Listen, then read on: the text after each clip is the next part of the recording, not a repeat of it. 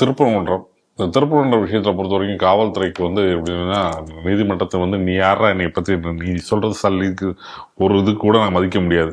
நான் பேசுறதா நாங்க சொல்றதுதான் நீதிமன்றம் கேட்கணுன்ற அதிகாரத்துறையில இருக்கு.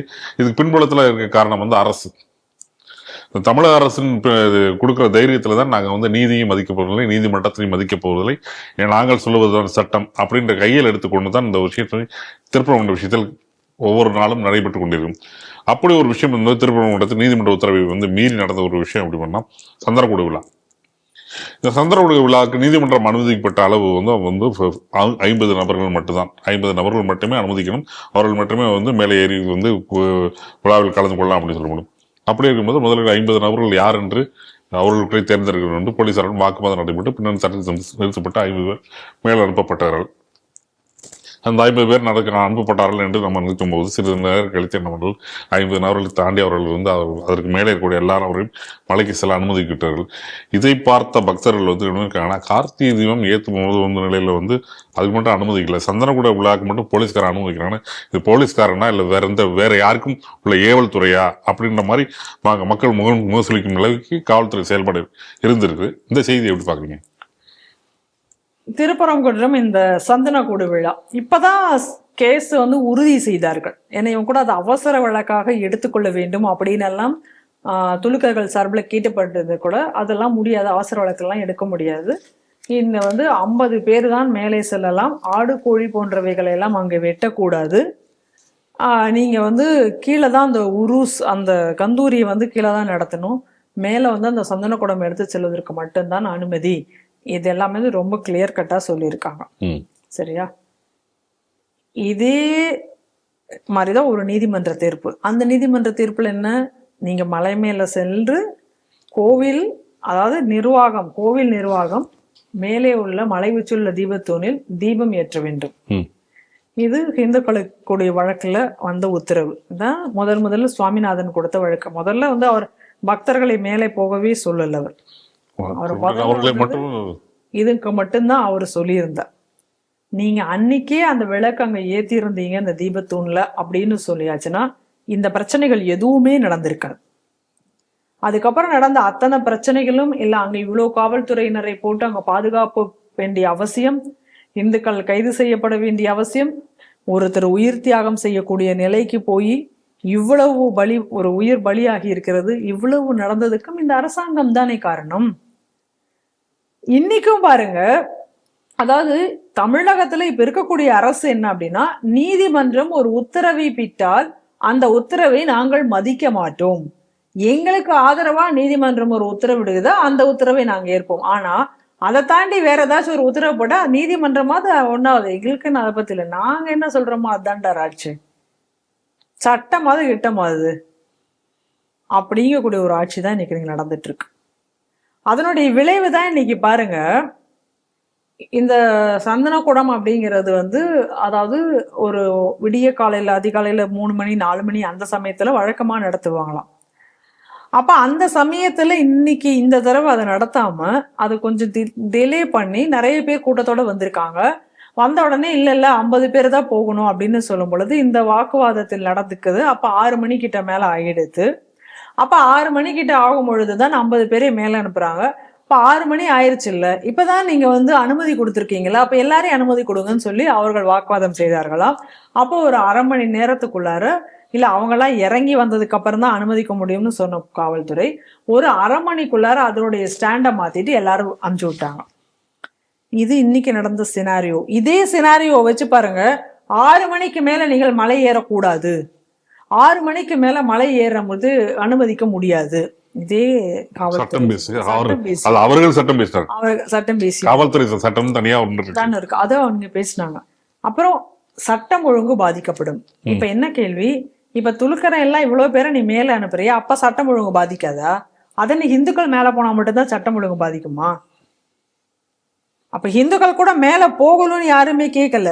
நல்லா நம்ம புரிஞ்சுக்கணும், மேல தீபத்தூண்ல கோவில் நிர்வாகம் சார்பில் தீபம் ஏற்ற வேண்டும், இது மட்டும்தான் கோரிக்கையா இருந்துச்சு. எந்த பக்கம் மேல ஏறி போறேன்னு சொல்லி கேட்கல. ஆனா இவங்க மேல ஏறி போகணும்னு சொல்லுவவங்களுக்கு அப்ப சட்டம் ஒழுங்கு பாதிக்காது. ஆனால் இந்துக்களுக்காக தீபத்தூணை அவர்கள் ஏற்றினால் மட்டும் சட்டம் ஒழுங்கு பாதிக்கும்னா அது என்ன மாதிரியான ஒரு மனநிலை? இதைத்தான் இன்னைக்கு நீதிமன்றம் இது போன்ற ஒரு தீர்ப்பை வந்து எந்த நீதிமன்றமும் கொடுத்திருக்க முடியாதுன்னு நினைக்கிறேன். அந்த அளவுக்கு அரசை வந்து நீதாண்டா அந்த மத கலவரத்தை தூண்டுவதற்கே காரணம்ன்ற மாதிரியாகத்தான் இன்னைக்கு நீதிமன்றம் தீர்ப்பை கொடுத்திருக்கிறது. அப்படி ஒரு தீர்ப்பை கொடுத்ததுக்கு அப்புறமா அந்த தீர்ப்பை நீங்க வாங்கிட்டு அடுத்த நாளே நீங்க எப்படி பேசுறீங்க? அடுத்த நாளே இல்ல, கொஞ்ச நேரம் தான். இந்த தீர்ப்பு வந்து கொஞ்ச நேரத்துல ரகுபதி உடனே நாங்க மேல் வீரோட போறோம், இது சட்ட விரோதம் அப்படின்னு சொல்றீங்க. அப்படின்னா எதுதான் உங்களுக்கு சட்டம்? அப்ப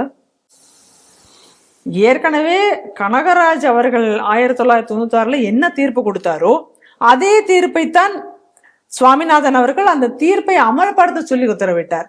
அதே விஷயத்தை தான் இன்னைக்கு டிவிஷன் பெஞ்சு சொல்லியிருக்கு. அப்புறம் இவ்வளவு பேர் சொன்னதெல்லாம் சட்டவிரோதம், அப்ப நீங்க வைக்கிறது மட்டும்தான் சட்டம்? இங்க அப்படித்தானே கேட்க தோணுது. அப்ப உங்களுக்கு சாதகமா ஒரு தீர்ப்பு வந்தா அது சட்டம், உங்களுக்கு சாதகமா அந்த தீர்ப்பு வரலைன்னா அது சட்டவிரோதம் ஆயிடுமா? அப்ப இன்னைக்கு நீதிமன்றத்தையுமே நீங்கள் வந்து எந்த அளவுக்கு நீங்க மதிச்சிருக்கீங்க அப்படின்னு பாருங்க.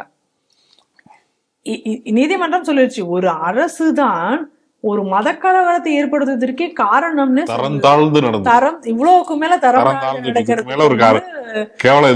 எதுவுமே கிடையாதுன்னு அவ்வளவு தூரம் உங்களை சொல்லிடுச்சு அந்த அரசு, நீதிமன்றம். அப்படி சொன்னதுக்கு அப்புறமும் கூட நீங்க ஏதாச்சும் ஒண்ணு கடைபிடிக்கிறீங்களா? பாருங்க, அடுத்த நாள் வேற இன்னொரு நீதிமன்றத்தினுடைய உத்தரவை மீறி நடக்கிறீங்க. நீதிமன்றம் தெளிவா 50 பேருக்கு மேல அனுப்பாது. அது எப்படி அதை மேனிபுலேட் பண்ணி அதை அனுப்புறாங்க பாருங்க மேல. அப்ப இதுக்கு கலவரம் வராது. எப்படி? நான் என்ன கேக்குறேன்னா, அப்ப அந்த இனிகோ திவ்யன் இப்ப எங்க போனார்? இந்த லோகநாதன் எங்க போனார்? அவங்களும் இல்லவே இல்ல ஸ்பாட்ல. நான் அந்த வீடியோ பார்த்தா அந்த லோகநாதனும் இனிகோ திவ்யனும் காணும். அவங்க பர்பஸா ஏதோ ஒரு காரணத்துக்கா இருக்கலாம். ஏன் இப்ப இல்ல? வந்திருக்க வேண்டியதானே? இப்ப நீ இதை கேள்வியில நீ அவன்கிட்ட கேட்டிருக்கணும்ல. இல்லப்பா 50 பேர் தான் இந்த பரிநீதி சொல்லிடுச்சு, நீ போக கூடாது, எதுக்கு போற? இப்போ ஒரு விஷயம் நல்லா புரிஞ்சுக்கோங்க. ஏற்கனவே வந்து திருப்பரங்குன்ற மலை மேல இந்த சந்தனக்கூடு கொடியேற்று விழா நடந்தது. அப்ப அந்த கொடியேற்று விழா சமயத்துல அதுக்கு முன்னாடி வரைக்கும் இவங்க அந்த மலை மேல செல்வதற்கு தடை விதித்திருந்தார்கள். 144 தடை போட்டது, எல்லா தடையும் மேலே ஏறுவதற்கு தடை, முழுவதுமாக தடை இருந்தது. தீபத்தை ஆரம்பிச்சு அந்த கொடியேற்று விழாக்கு முத நாள் வரைக்கும் தடை இருக்கு.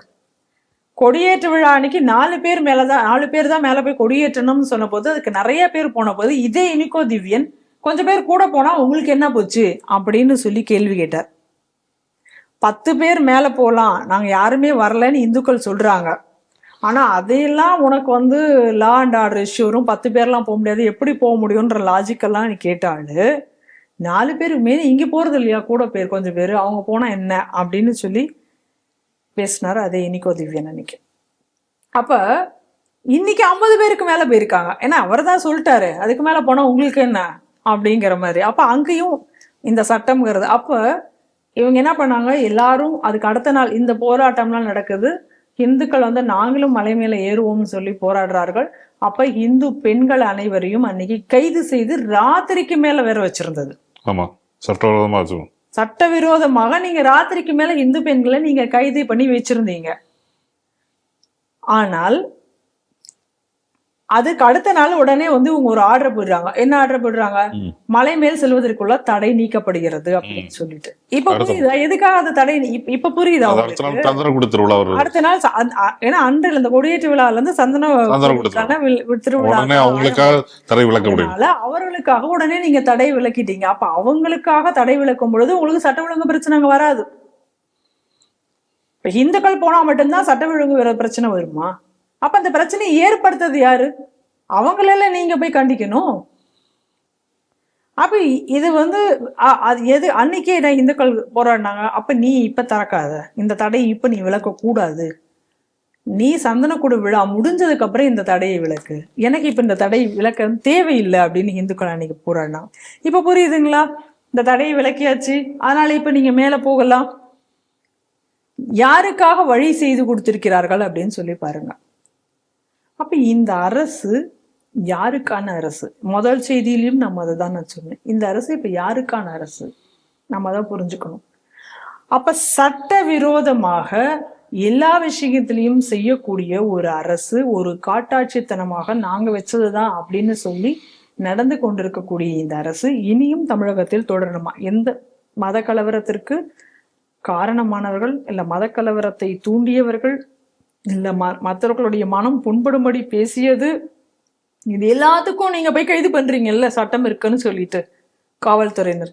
இன்னைக்கு நீதிமன்றம் உங்களையே கை காமிச்சிருக்கே, அப்ப யார் உங்களை கண்டிக்க போகுது? நீதிமன்றம் இந்த பிரச்சனைக்கு காரணமே நீங்க தான் அப்படின்னு சொல்லி ஒரு அரசையே இன்று கை காமிச்சிருக்கிறது. ஒரு மாவட்ட நிர்வாகத்தை கை காமிச்சிருக்கு இன்னைக்கு. அப்ப இன்னைக்கு தண்டிக்கப்பட வேண்டிய இனிகோ திவ்யனோ அல்லது லோகநாதன், மாவட்ட ஆட்சியர், இவங்களாம் இன்னைக்கு தண்டிக்கப்பட வேண்டியவர்களா இல்லையா? சாதாரண மக்கள் இன்னைக்கு இதை தூண்டினார்கள் அப்படின்னு சொல்லி நீங்க கைது பண்ணக்கூடியவர்கள், இன்னைக்கு இவர்கள் மேலேயே ஒரு நீதிமன்றமே இன்னைக்கு சொல்லியிருக்கேன், இப்ப இவர்கள் தண்டிக்கப்படணுமா வேண்டாமா? அப்ப என்ன இன்னைக்கு இங்க நடந்துட்டு இருக்கு அப்படின்னு சொன்னா, ஸ்கந்தர் மலையை சிக்கந்தர் மலையாக மாற்ற வேண்டும் என்று துடிக்கக்கூடிய அந்த துலுக்கர்களுக்கு ஆதரவாக இன்னைக்கு தமிழக அரசு செயல்பட்டு கொண்டிருக்கிறது. அதுதான் இன்னைக்கு தமிழகத்தில் நடந்து கொண்டிருக்கிறது. இனியும் இந்த ஆட்சி தமிழகத்தில் தொடர வேண்டுமா? இனியும் இந்துக்களுடைய கோவில்கள், இந்துக்களுடைய உரிமைகள், இந்துக்களுடைய வழிபாட்டு தலங்கள் பறிபோக வேண்டுமா? இந்துக்கள் சிந்திக்க வேண்டும்.